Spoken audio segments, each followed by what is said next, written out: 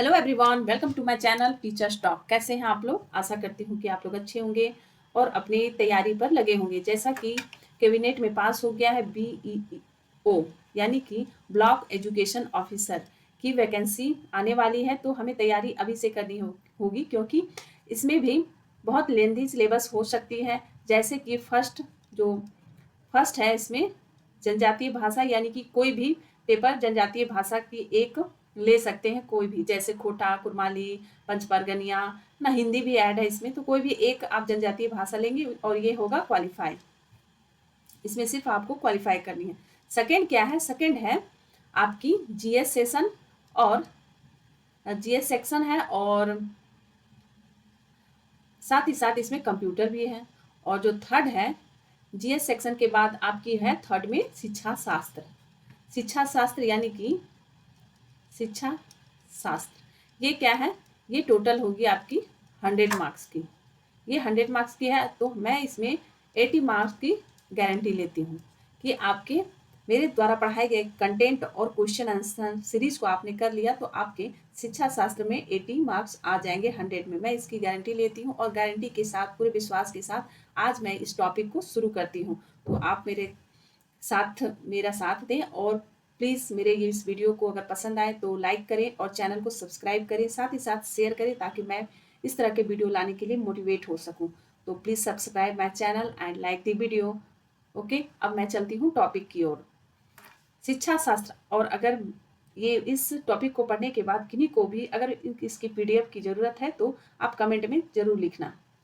अब चलते हैं हम अपने टॉपिक की ओर। शिक्षा शास्त्र का अर्थ और उद्देश्य पर विस्तार से चर्चा करने से पहले यह समझना आवश्यक है कि शिक्षा शास्त्र मानव समाज का आधार है। यानी कि शिक्षा शास्त्र मानव समाज का आधार है। किसी भी सामाजिक यानी किसी भी समाज की बुनियाद वहाँ के एजुकेटेड पर्सन से होते हैं। क्योंकि अगर जिस समाज में एजुकेटेड यानी कि एजुकेटेड पर्सन, अच्छे पर्सन होंगे, अच्छे व्यक्तित्व के, यानी कि अच्छा व्यक्तित्व बनाने के लिए एक एजुकेशन होनी आवश्यक है। तो वहाँ का समाज, जिस समाज में एक एजुकेटेड पर्सन का एक ग्रुप होगा तो वहाँ का समाज ऑटोमेटिक ही थोड़ी अलग होगी, वहाँ पर की सोच अलग होगी, उस समाज की सोच अलग होगी। अगर पहले की तुलना में आपका समाज देखो, पहले कितनी रूढ़िवादी सोच की थी। पहले का समाज जो एजुकेटेड नहीं था वो क्या था, कितनी रूढ़िवादी सोच की थी। अभी भी आप अपने गांव घर में जाओ तो वहाँ देखो महिलाएं अभी भी घूंघट में रहती है। वो वे अपने भावों को, अपने मन की बातों को बड़े के सामने बोल नहीं पाती। वे अपने खुद की जो अर्निंग है वो नहीं कर पाती।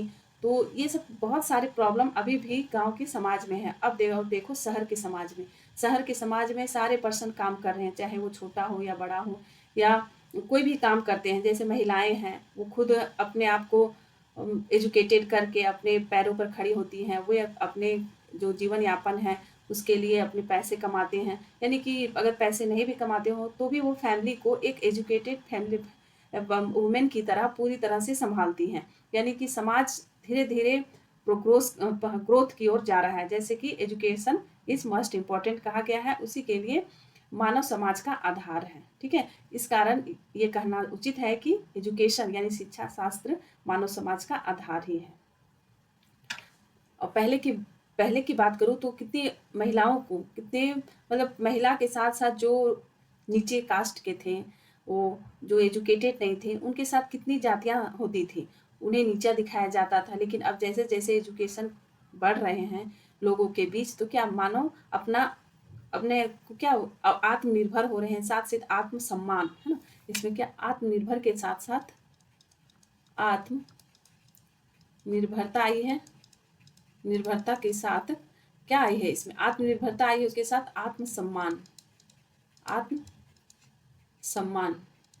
जगी है। जगी है कि नहीं? आत्मसम्मान जगी है। तो ये आत्मनिर्भरता के साथ ही साथ आत्मसम्मान का भी विकास हुआ है। अब आगे चलते हैं। यह एक ऐसा विषय है जो व्यक्तियों के बौद्धिक, सामाजिक, नैतिक और भावनात्मक विकास को प्रोत्साहित करता है। ये लाइन तो आप लोग को समझ में आ गई होगी कि यानी कि हर क्षेत्र में समाज शास्त्र, जो शिक्षा शास्त्र है, वो विकास करता है। शिक्षा का उद्देश्य न केवल ज्ञान प्रदान करना बल्कि मनुष्य को आत्मनिर्भर और समाजोपयोगी बनाना भी है ना। कि यह कहा गया है कि समाज का उद्देश्य ये नहीं है कि सिर्फ ज्ञान प्राप्त करना, कि 4 किताबें पढ़ ली कि हाँ यहाँ पर ताजमहल कहाँ है, कि अकबर के बाद कौन आया, और उसके बाद हमारा भारत कहाँ है, कौन कौन से पड़ोसी, बस पढ़ना ही नहीं है, बल्कि उसको आत्मनिर्भर यानी उसके ज्ञान को ग्लोबलाइज करना है ना, वैश्विक स्तर पर उसके विकास करना है, आत्मनिर्भर बनाना है जो समाजोपयोगी हो। ठीक है, यानी अब नेक्स्ट चलते हैं। शिक्षा शास्त्र का अर्थ। शिक्षा शास्त्र का अर्थ क्या है? ये 2 शब्द से मिलकर बना है, शिक्षा और शास्त्र। शास्त्र यानी कि आप लोग जानते ही होंगे, शास्त्र यानी कि कोई मोटी बुक नहीं। आगे हम पढ़ते हैं क्या होती है शास्त्र।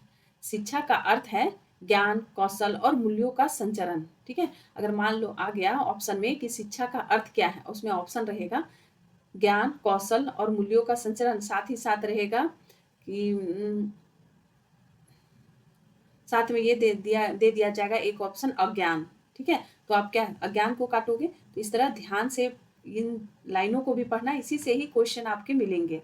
तो ज्ञान, कौशल और मूल्यों का संचरण, जिससे मनुष्य का संपूर्ण विकास हो सके, यह सीखने और सिखाने की प्रक्रिया है। ठीक है, यह क्या प्रक्रिया है?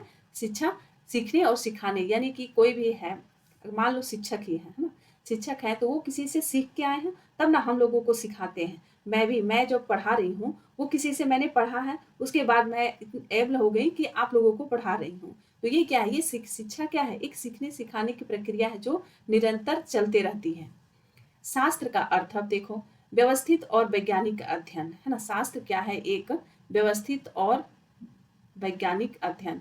वैज्ञानिक अध्ययन यानी कि उसमें ऑथेंटिक किसी प्रूफ हो, कोई भी मान लो वैज्ञानिक अध्ययन इसलिए कहा गया है, किसी भी चीज का वैज्ञानिक अध्ययन तब होता है उसकी ऑथेंटिक प्रूफ हो कि नहीं मैंने ये प्रयोग किया तो ये प्रयोग सफल हुआ। ठीक है, तो उसे ही बोलते हैं वैज्ञानिकता, यानी कि वैज्ञानिक अध्ययन उसके पूरी प्रूफ के साथ, यानी आडंबर वाली बात नहीं की जा रही है, उसकी प्रामाणिकता दी जा रही है, उसी को कहा जाता है कि वैज्ञानिक अध्ययन, यानी कि व्यवस्थित हो, एक सही स्टेप बाय स्टेप हो और वैज्ञानिक पूरी प्रामाणिकता के साथ अध्ययन की जा रही हो, उसे ही कहते हैं शास्त्र।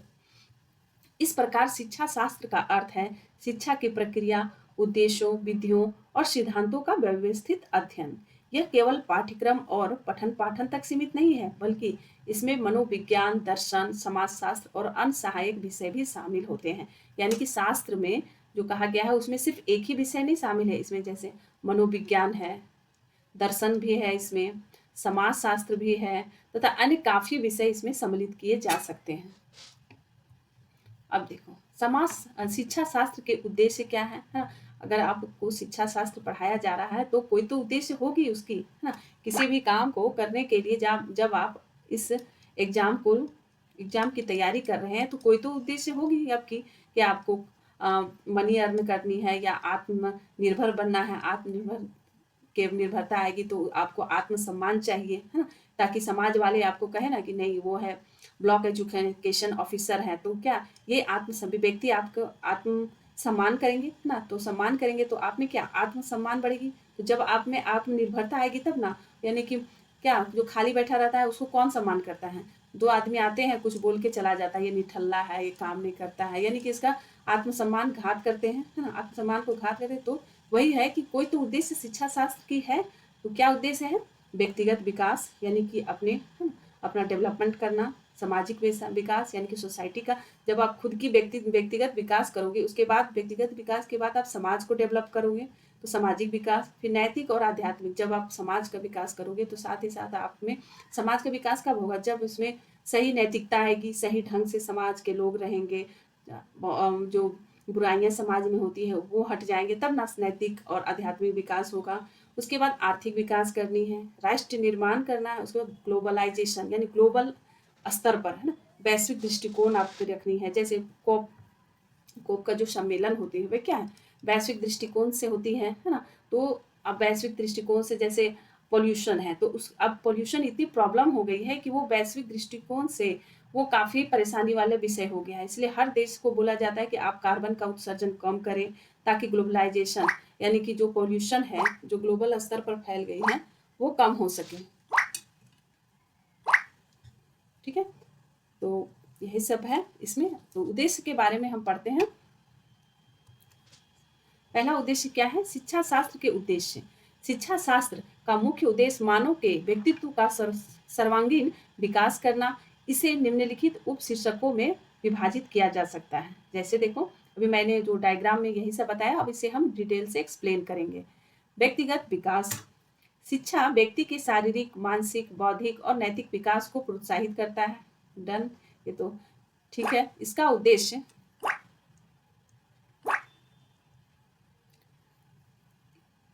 उद्देश्य है आत्मनिर्भरता विकसित करना, आत्म अनुशासन और आत्म जागरूकता को बढ़ावा देना। ठीक है, आत्मनिर्भरता यानी कि जब आप शिक्षा शास्त्र पढ़ोगे, अपने पैरों पे खड़ा होगे, यानी कि किसी भी शिक्षा शास्त्र यानी किसी भी विषय को पढ़कर अपने को डेवलप करोगे, मनी अर्न करोगे, या तो आत्मनिर्भरता आएगी, तो उसमें आत्म अनुशासन यानी कि अपने जीवन को जीने का एक सही तरीका आपको पता चलेगा। आत्म जागरूकता आएगी, यानी किसी चीज़ के बारे में आपको ज्ञान प्राप्त होगी, है ना, कि उसके क्या सही है क्या गलत है, उसके बारे में आप जान पाओगे।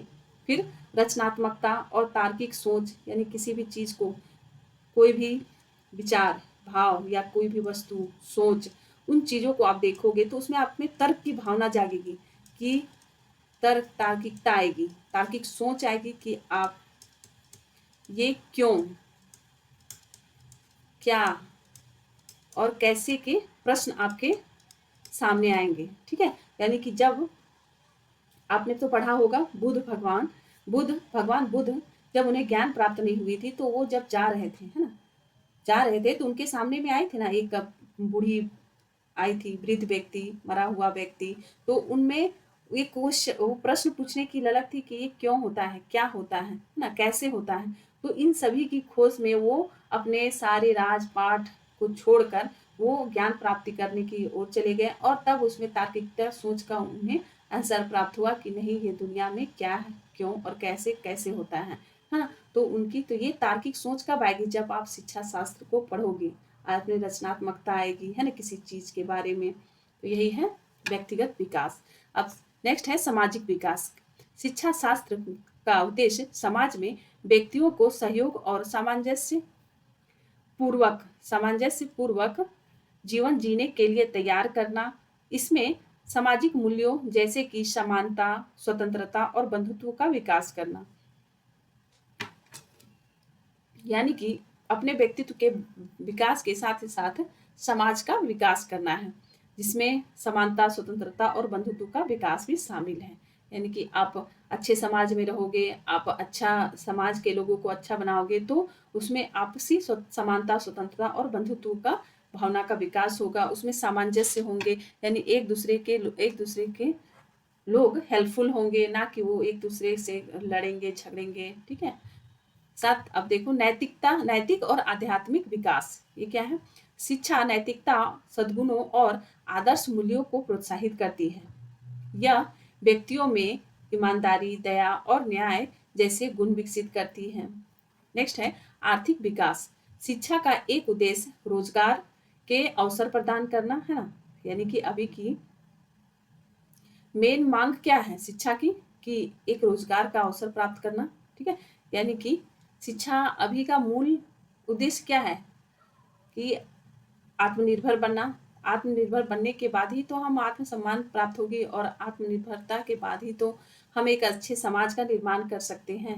नहीं तो आत्मनिर्भर नहीं रहोगे तो ना ही समाज वाले वैल्यू देंगे, ना ही और कोई भी। तो इसलिए अभी शिक्षा शास्त्र के अध्ययन का मुख्य उद्देश्य क्या है, कि हमें रोजगार के अवसर प्रदान करना। साथ ही अब देखो, व्यक्तियों को आत्मनिर्भर बनाना, है ना, यानी कि आप शिक्षित हो जाओगे। मान लो कि आप कोई सरकारी नौकरी नहीं की, लेकिन आप में ज्ञान प्राप्त होगी, तो कोई बिजनेस भी करोगे, या कोई फैक्ट्री खोलोगे, या छोटा मोटा कुटीर उद्योग करोगे, तो उसके साथ साथ अपने साथ साथ कई लोगों को रोजगार दोगे, है ना। यानी कि आप में कौशल का विकास होगा, व्यवसायिक प्रशिक्षण के माध्यम से संभव हो सकता है। और ये सब कौशल किससे संभव हो सकते हैं, कि व्यवसायिक प्रशिक्षण, क्योंकि ये जो व्यवसायिक प्रशिक्षण शिक्षा शास्त्र के आयाम बहुत बृहद रूप से हैं। इसमें कई सारे जो कौशल भी ऐड होते हैं शिक्षा शास्त्र के अंतर्गत। यानी कि हमारी जो शिक्षा के जो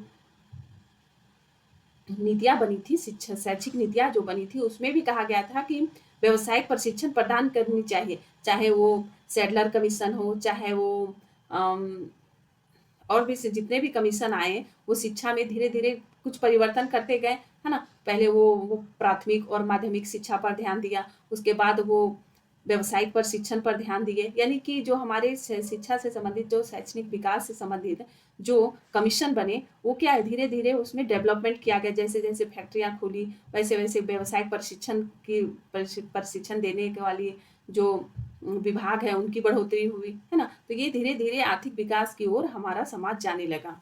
तो यही है शिक्षा शास्त्र। अब नेक्स्ट है राष्ट्र निर्माण। शिक्षा नागरिकों में राष्ट्र प्रेम, राष्ट्रीय एकता और देशभक्ति की भावना विकसित करती है। कैसे? अब देखो, मान लो कि आप बुक पढ़ रहे हो, जब हम बच्चे थे तो हमारे बुक में होते थे ना राष्ट्रगान, है ना। हमारे जो बुक है वहाँ पर हमारे इतिहास को दिखाया जाता है कि हमारा राष्ट्र कैसे आज़ाद हुआ, है ना। अंग्रेजों ने कैसे कब्जा कर लिया था और कैसे हमारा देश आज़ाद हुआ। अपने देश, हमारा देश कितना महान है, कितनी संस्कृतियाँ हमारे राष्ट्र में है, कितने धर्म हैं, कितनी भाषाएं हैं, फिर भी हमारा राष्ट्र एक है ना। तो उन सबों को पढ़ने के बाद ही कोई बिना पढ़ा लिखा आदमी क्या, जो जो बुक भी नहीं एक दिन देखा है, तो क्या उसे इन सब के बारे में जानकारी होगी? नहीं होगी। तो वही है कि राष्ट्र निर्माण में भी ये हमारी मदद करती है शिक्षा शास्त्र। अब नेक्स्ट है वैश्विक दृष्टिकोण। शिक्षा शास्त्र का उद्देश्य केवल स्थानीय या राष्ट्रीय स्तर तक सीमित नहीं है, यह वैश्विक समस्याओं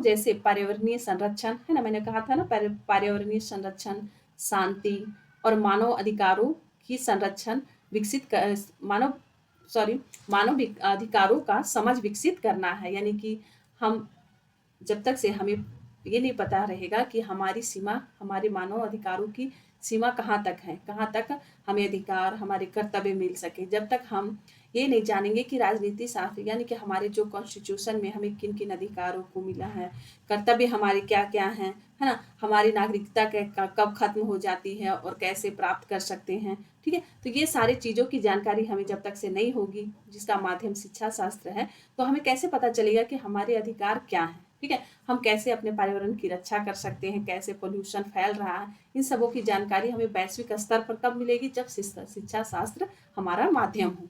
ओके, तो इसीलिए शिक्षा शास्त्र बहुत ही उपयोगी है। अब चलते हैं शिक्षा शास्त्र के अन्य महत्वपूर्ण पहलू क्या क्या हैं, यानी कि इसमें कौन कौन से शिक्षा शास्त्र के साथ साथ इसमें कौन कौन से और भी विषय शामिल हैं, है ना, यानी कि एक दूसरे के पूरक हैं। शिक्षा शास्त्र और मनोविज्ञान शिक्षा शास्त्र, देखो, शिक्षा और मनोविज्ञान शिक्षा शास्त्र, है ना, और मनोविज्ञान शिक्षा शास्त्र और दर्शन शिक्षा शास्त्र और समाज शास्त्र शिक्षा शास्त्र और प्रौद्योगिकी, कैसे इस एक सब्जेक्ट के साथ कैसे दूसरे सब्जेक्ट भी अटैच हैं, है ना, दूसरे सब्जेक्ट भी जुड़े हुए हैं कि शिक्षा, जहाँ शिक्षा शास्त्र है वहाँ मनोविज्ञान भी है, शिक्षा शास्त्र के साथ दर्शन भी है, समाज के साथ शिक्षा शास्त्र है, यानी कि ये सारे सब्जेक्ट एक दूसरे से जुड़े हुए हैं। तो चलते हैं इसके आगे, है ना। शिक्षा शास्त्र के अन्य महत्वपूर्ण पहलू क्या हैं? शिक्षा और मनोविज्ञान। ठीक है, मनोविज्ञान शिक्षा का अभिन्न अंग है। शिक्षा शास्त्र यह समझने की कोशिश करता है कि व्यक्ति कैसे सीखता है ना। मनोविज्ञान पेडागोजी भी आपने पढ़ा होगा, है ना, उसमें क्या है, पेडागोजी में कैसे आप सीखते हो, आपकी मानसिक आईक्यू कितनी है ना, आईक्यू का अध्ययन किया जाता है, कौन सा डिसेबल बालक है, किसकी आईक्यू कितनी है, कौन सा बच्चा अधिक जल्दी सीखता है, कौन से बच्चा को सीखने में थोड़ी दिक्कत होती है। तो यानी कि इन सभी को चेक आप कैसे कर सकते हो? जब आपको मनोविज्ञान का अध्ययन हो, यानी कि मनोविज्ञान का अध्ययन हो, उसमें क्या है, शिक्षा शास्त्र, वो भी शिक्षा शास्त्र से जुड़ा हुआ है। तो और नेक्स्ट चलते हैं, और उसकी मानसिक प्रक्रिया को कैसे बेहतर बनाया जा सकते, इन सबों का अध्ययन किया जाता है।